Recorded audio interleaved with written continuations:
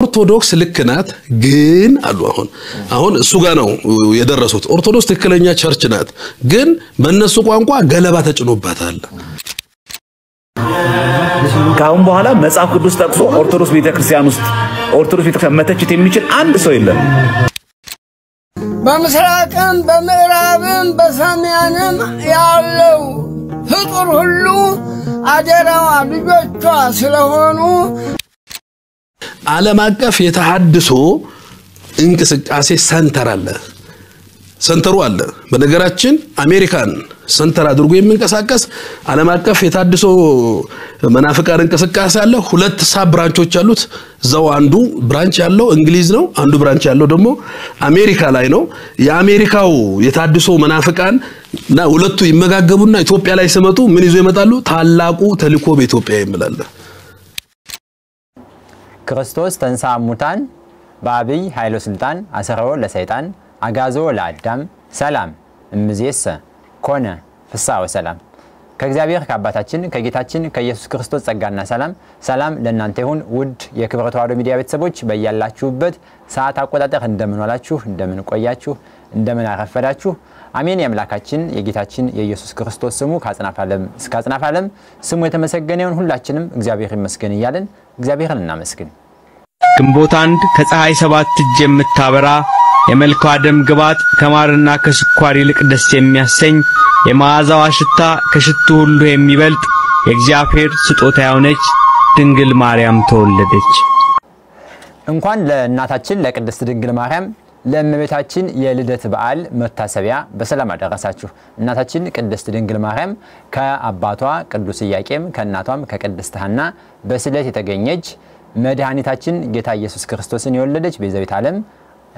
ቅድስት ድንግል ማርያም በዚህች ቀን ስለመወለዷ ስንክሳር የቅድስት ቤተክርስቲያን መጽሐፋችን ይነግረናል በድጋሚ እንኳን አደረሳችሁ በዛሬው ቪዲዮ በኢትዮጵያ ኦርቶዶክስ ተዋሕዶ ቤተክርስቲያን ላይ ረጅም እጁን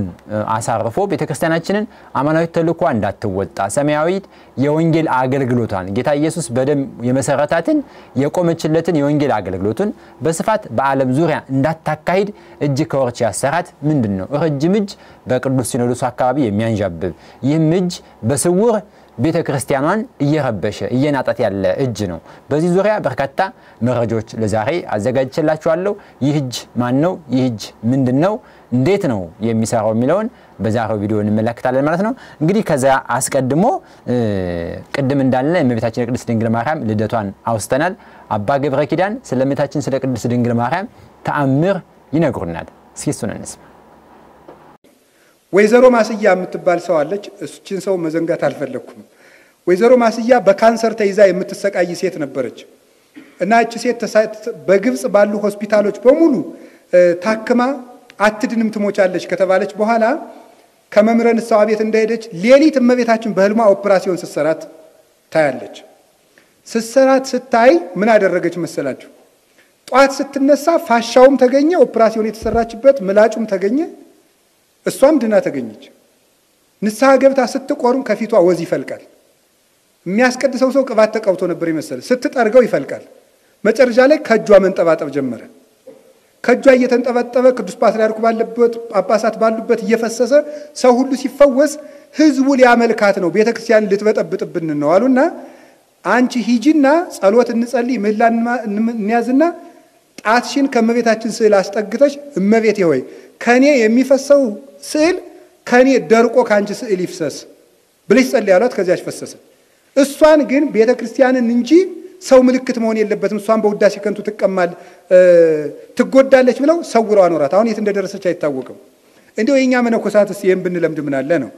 መልካም እንግዲህ ለአባታችን ለአባ ገብረ ኪዳን ለመምህራችን ርዕሰ ሊቃውንት ለሆኑት ለአባታችን እግዚአብሔር አምላክ ቃለ ሕይወትን ይስጥልን ረጅም የአገልግሎት ዘመንን ያድልን እንግዲህ የእመቤታችን የቅድስት ድንግል ማርያም ታምሯ ብዙ ነው በዘመናችን ታምረ ማርያም ቢጻፍ እጅግ በጣም ደስ የሚያሰኝ ልብ የሚያሳርፍ ለብዙዎች ትምህርት የሚሆን በተለይ ለአሕዛብ ሊያስተምር የሚችል በርካታ ተአምራት እየተደረገ ይገኛሉ እንግዲህ እነን ተአምረ ማርያም የመጻፉን እንቅስቃሴ ማህበረ ቅዱሳን ባንድ ወቅት ጀምሮ እንደነበረ የሚታወስ ነው ምናልባት አሁንም እየሄዱበት እንደሆነ ይሆናል ብዬ አስባለሁ በእርግጠኛ ሆነ መረጃ ባይኖርኝም ማለት ነው እንግዲህ ወደ ዛሬው ቪዲዮ ከመግባታችን በፊት አንድ አረጋዊ አባት ስለ ቅድስት ቤተክርስቲያን ማጠቃላይ ስለ ኢትዮጵያ አሁን ላይ ስላለችበት ነባራዊ ሁኔታ እጅግ በጣም በሚያሳዝን ሁኔታ ልብ በሚነካ ነገር ተናግረዋል። ኢትዮጵያ እርስ በራሷ በፍቅር ወጥመድ ተጠምዳ ትኖር ነበር እንጂ እርስ በርሷ መጣላት አልነበረም። አሁን ትንሽ ስህተት ኢትዮጵያ ኢትዮጵያ ታበጽሕ እደዊሃ በእግዚአብሔር ይላሉ ሊቃውንቶች። ኢትዮጵያ ሀገራችን ትንሽ ሐዘን አግኝቷታል። ሁሉም በምስራቅም በምዕራብም በሰሜንም ያለው ፍጡር ሁሉ አደራዋ ልጆቿ ስለሆኑ አሁን እየተከፋፈልን እርስ በራሳችን እየተጋጨንባት እያለቀሰች እያዘነች ለእግዚአብሔር እየነገረች ነውና እንግዲህ የውጭ ጠላትን አስወግዶልናል። እርስ በራሳችን ትንሽ ፍቅር በማጣት ነው። ፍቅሩን ያድለን፣ ኢትዮጵያ እንድትደሰትልን። በምስራቅም በምዕራብም በሰሜንም ያለን ፍጡር ሁሉ አንድ ወንድሞች የአዳም ልጆች ነንና አባቶቻችን በስምምነት አቆይተውን አልፈዋን አሁንም ደግሞ ስምምነቱን ያድለን ፈጣሪያችን፣ እርቁን፣ ሰላሙን፣ ፍቅሩን ይስጠን። ጠበል በቅድስት ቤተክርስቲያናችን ጠበል የተለየ የተቀደሰ ውሃ ማለት ነው። ይኸውም በጌታችን በመድኃኒታችን በኢየሱስ ክርስቶስ ኃይል ሕሙማን የሚፈወሱበት ድንቅ ተአምራት የሚደረጉበት ቅዱስ ውሃ ነው። ጠበል በአይነቱ በአራት ይከፈላል። አንደኛ የቅዳሴ ጸበል። ይህ የጸበል አይነት ቅዳሴ የተቀደሰበት የተለየ የጸበል አይነት ነው። ይኸውም ምእመናን የክርስቶስን ሥጋና ደም ከወሰዱ በኋላ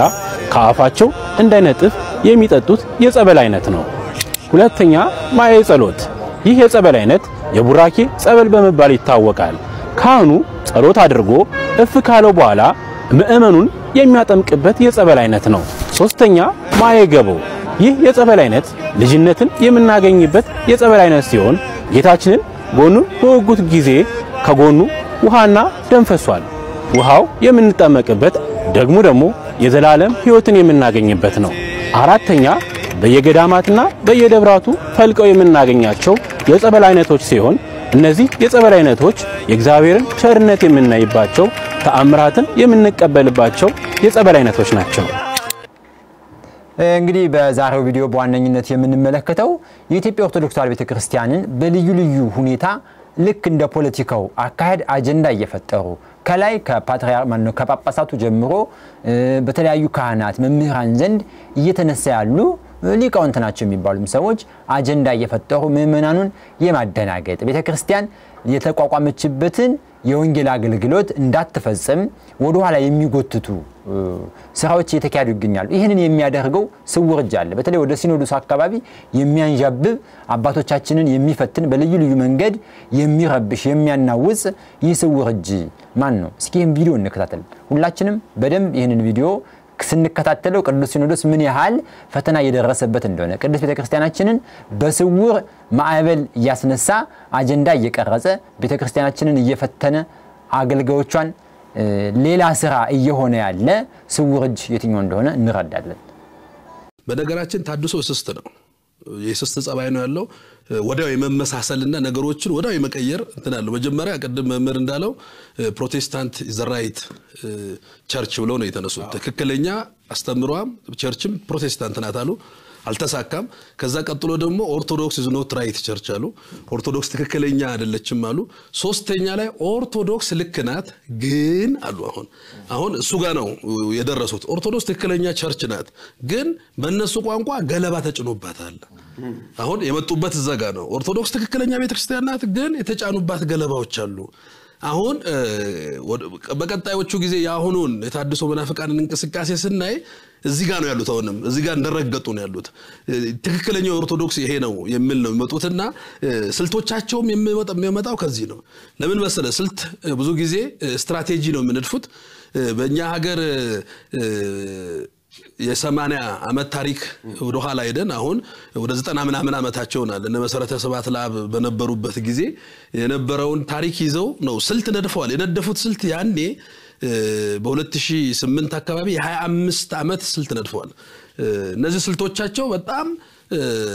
ምን ላይ ሰርተው የት ለመድረስ ነው ባይዘው የተሐድሶ ስልቶቻቸውን የምታገኘው ኦብጀክቲቫቸው ጋር በደንብ አድርገህ ስታይ ነው ዋና ዓላማቸው ምንድነው ትውልዱን ወደ ሁለት ቦታ መላክ ነው ከቻሉ ወደ ፕሮቴስታንት ቸርች መውሰድ ነው ካልቻሉ ወደ ዓለም መበተን ነው ጀስት የዶሮ አስተሳሰብ ዶሮ እንዲህ ነው የምታስበው ከቻለች ጭራ ትበላለች ካልሆነች ትበትኗለች ታድሶ እንደዛ ነው የሚያስበው የቻለውን ወደ ፕሮቴስታንት ቸርች ገፋል ያልቻለውን ግን ኦርቶዶክስ ውስጥ እንዲቆይ አይፈልግም ዓለማዊ እንዲሆን ሰኩላር ሆኖ እንዲወጣ ነው የሚፈልጉት ከዛ ተነስቶ ነው እንግዲህ ዝርዝር የሆነ እንቅስቃሴያቸውን ይዞ የምንነሱት እንግዲህ ብዙ መሪዎቻቸውና ሌሎቻቸው ይዞ የምንነሷቸው እንቅስቃሴዎቻቸው ወይም ስልቶቻቸውን ስንመለከት ዋና ስልቶች ብለን የምናነሳቸውን በመዋቅሮቻቸው ውስጥ ነው የምናየው እኔ መዋቅሩን እንግዲህ በኋላ በስክሪኑ ላይ ሰዎች ምዕመናን በደንብ ሊያዩት ይችላሉ ዓለም አቀፍ የተሐድሶ እንቅስቃሴ ሰንተሩ አለ በነገራችን አሜሪካን ሰንተር አድርጎ የሚንቀሳቀስ ዓለም አቀፍ የታድሶ መናፍቃን እንቅስቃሴ አለ ሁለት ሳብ ብራንቾች አሉት ዘው አንዱ ብራንች ያለው እንግሊዝ ነው አንዱ ብራንች ያለው ደግሞ አሜሪካ ላይ ነው የአሜሪካው የታድሶ መናፍቃን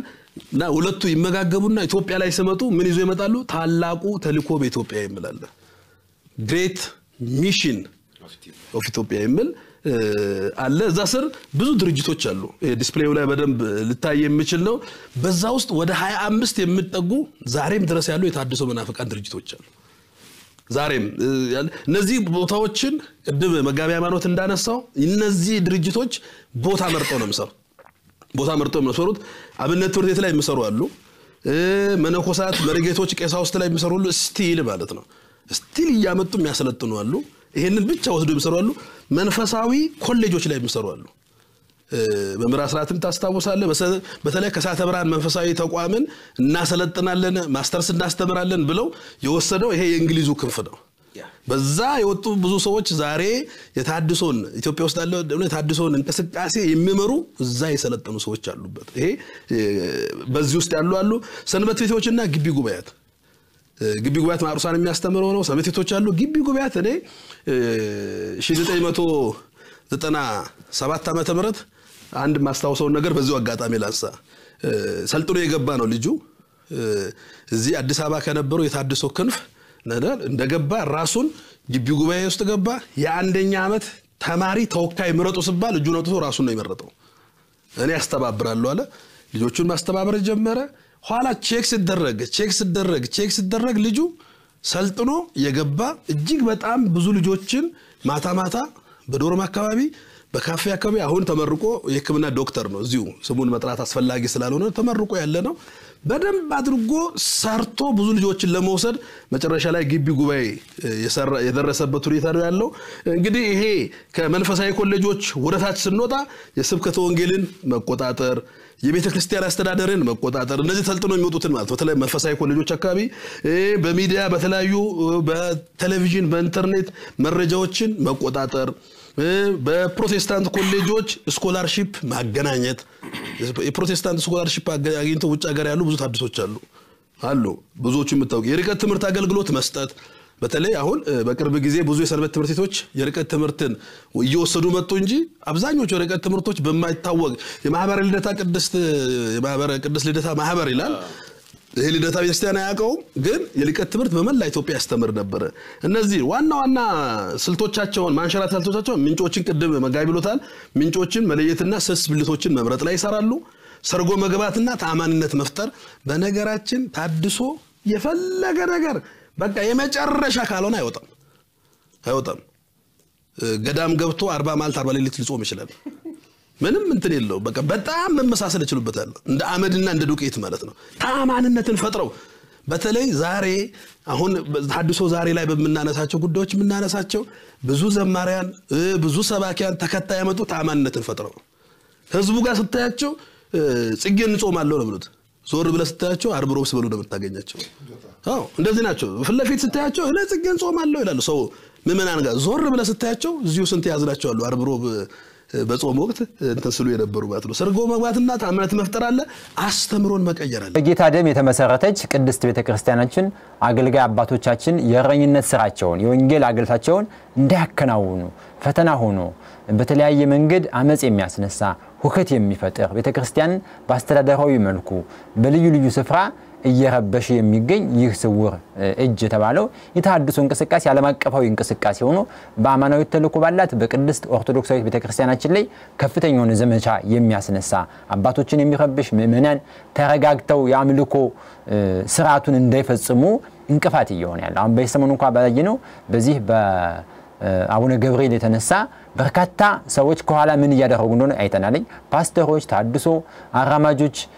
ሌሎችም ምንፍቅና እምነት ተከታዮች አባታችን ብፁዕነታቸው እስከማለት የደረሱ ከመቼው ወዲህ ስንል ዓላማው አንድና አንድ ነው ከኋላ ስውር እጅ ያለ ከፍተኛ ሆነ ዓለም አቀፍ ፈንድ የሚደረግለት ይችን ቤተክርስቲያን የሚፈታተን ሲኖዶስ አባቶቻችን አገልግሎታቸውን በሚገባ እንዳይወጡ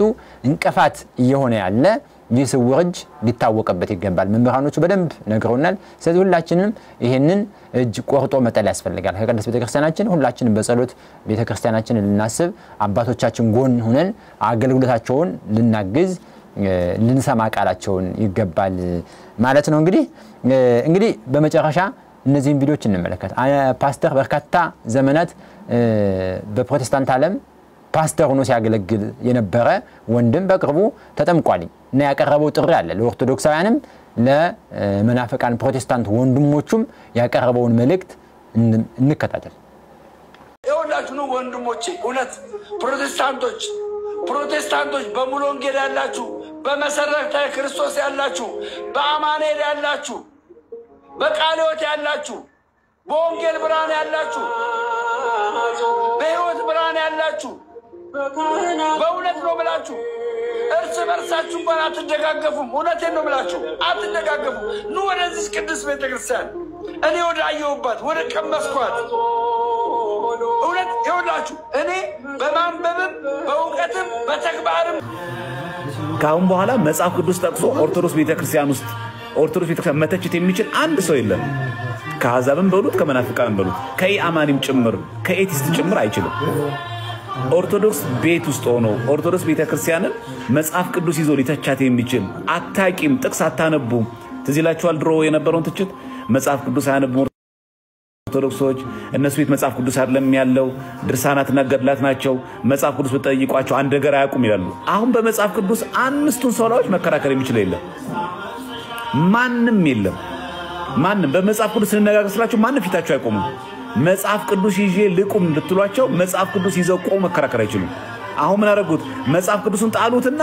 አይኛ ምን እንገራከረው መዋየት ምንፈልገው በገድል በድርሳን በተአምራት ነው ስለዚህ ትልቁ ድል ምንድነው መጽሐፍ ቅዱስን ጣሉት ማለት ነው ስለዚህ መጽሐፍ ቅዱስ ብቻ የሚሉ ሰዎች መጽሐፍ ቅዱስን ጣሉትና ገላድሳን ላይ ተወሸቁ ማለት እንደማይቻል አንዱ ማሳያ ሆነልን ማለት ነው እና ይሄን ያሳየ እግዚአብሔር አምላክ ስሙ የተመሰገነ ይሁን በሰሞኑ ምን ይሄንን ነው በሰሞኑ ተትልቁ አንዱ ድል ምንድነው በመጽሐፍ ቅዱስ ማውራት መነጋገር የሚችል አንድ ሰው የለም ይሄን ደግሞ ያሳየን እግዚአብሔር ነውና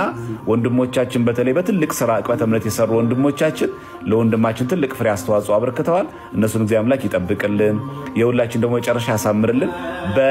እንግዲህ በመጨረሻ እንደሰማችሁት ነው ዘማርያም ወንድማችን ዘማርያም እንደተናገረው አሁን ላይ ኦርቶዶክሳዊት ቅድስት ቤተክርስቲያን ሰንበት ትምህርት ቤትም ማህበረ ካህናቱም ሁሉም ወንጌልን በስፋት ከምን ጊዜውም በላይ በተለይ ደግሞ ዘመኑን በዋጀ መልኩ በቲክቶክ በዩቲዩበር በልዩ ልዩ መንገድ በኢንስታግራም ወንጌል እየተካፈለ ወንጌል እየተሰራጨ የሚገኝበት ጊዜ ነው ይህ ጊዜ ማለት ነው ምምኑ በጣም ጠያቂ ሆኗል ምምኑ በጣም አንባቢ ሆኗል የሚታወክ የሚረበሽ አይደለም ስለዚህ ወንድማችን ዘማርያም እንዳለው ዛሬ ማንንም እየተነሳ መጽሐፍ ቅዱስ አንጠልጥሎ ወንጌል ልስበክህ እንዲህ ማህማት አታመልም ያሉ ነገሮችን አይሰራም ኦርቶዶክሳን ሁሉም በሚገባ ወንጌልን ታጥቀው ሁሉም እንደምናየው በተለያየ መንገድ ኦርቶዶክሳውያን